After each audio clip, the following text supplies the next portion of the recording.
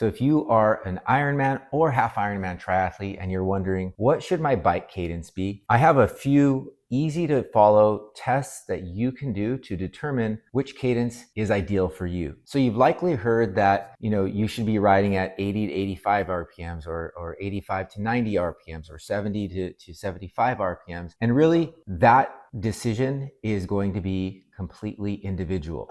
So which cadence that you decide to ride at really should encompass you as the athlete. And so when you are looking at an Ironman triathlon or a half Ironman triathlon, your main goal is to get through the bike without compromising your run. Now, this doesn't mean that you have to go easy on the bike. You can actually push fairly hard on the bike and still do very well on the run. But a lot of how hard you push is going to depend on your efficiency, what you've developed submaximally, and cadence will play a big part in what's ideal for you. So let me give you an example. I have two athletes, both did the Ironman, both qualified for the World Championships, but their cadence ranges were significantly different. One rode with an RPM of 85 to 88, and the other rode at a 75 to 78 RPM. So that's a pretty significant difference. And what works for one athlete is not going to necessarily work for the other athlete. So if you're following a preset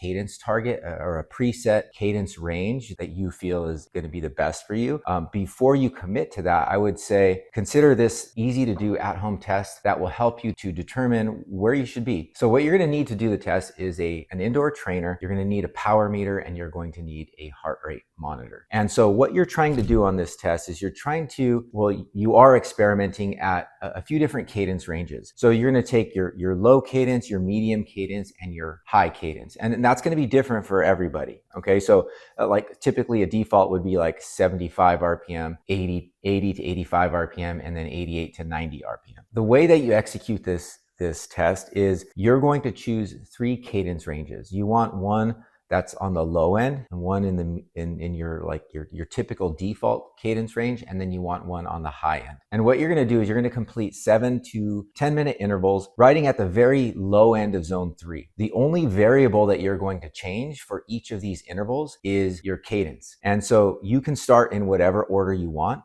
And let's just say you start at the high cadence. Start at the high cadence, hold a set number of watts. So let's just say the low end of your zone 3 is like 210 watts. Hold that power, keep that steady, and ride at your higher cadence range. Let's just say for you, that's 90 RPM.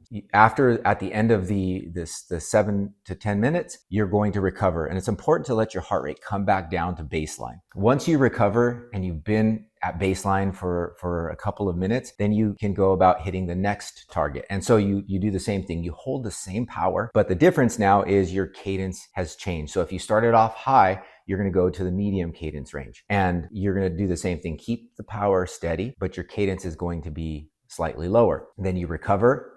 Give yourself plenty of time to let your heart rate stabilize again for at least a couple of minutes, and then you go for your next cadence target. And the important thing here is that you keep the variable of power constant. And so you don't want that changing, because we want to compare numbers from interval to interval. And you can go through this once, and then you can actually reverse the order and go through it again. And you can experiment with the duration of intervals. You don't have to necessarily choose a 7 to 10 minute interval, but experiment with that, and you can repeat the test, but follow it in a different order. The more you can do this, the more repeats you can do at this intensity with the same power, the better observations you're going to make. So what is it exactly that we're looking at? Well, first and foremost, you want to identify which one felt the most natural for you. And that's going to be fairly clear. You probably already know what cadence target is natural for you. The second thing you're going to look at is you're going to look at heart rate. So what happens to your average heart rate for that duration? And you can compare interval to interval. So if you are riding at a lower heart rate at, let's just say, interval number 2 or interval number 3, you know that might be your favorite cadence. And the reason why this is important is because on the bike, if we can save heartbeats,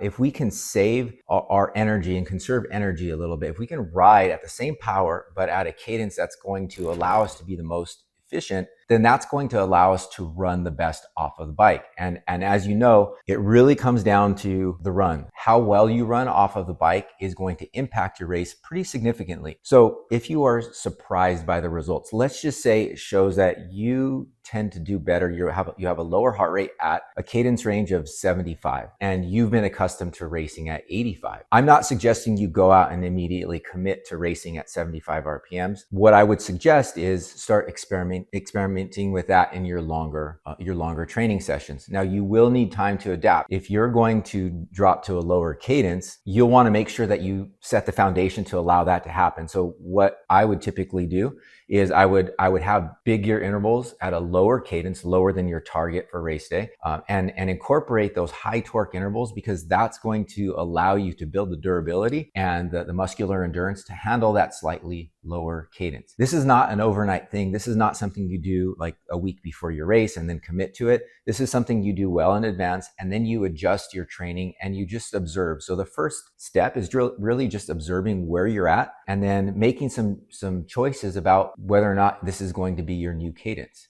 So another way to measure it is we can actually measure your oxygen uptake. That's another way we can get a little bit more precise with the energy cost, the oxygen cost of various cadence ranges. What I just shared with you is a very simple way to identify what cadence is probably ideal for you. And so all of this the goal is really to get off the bike and still run well. Because if we have a solid bike performance, but we can't run off of that performance, then that performance was really kind of in vain. So this is an easy to do at-home cadence test. Try it out. It's something that I have all of my athletes do so that I can identify if we don't already know where their preferred cadence is. This is something that I do with my athletes to really help them to tap into their potential, not only on the bike, but most importantly, when it comes to the run.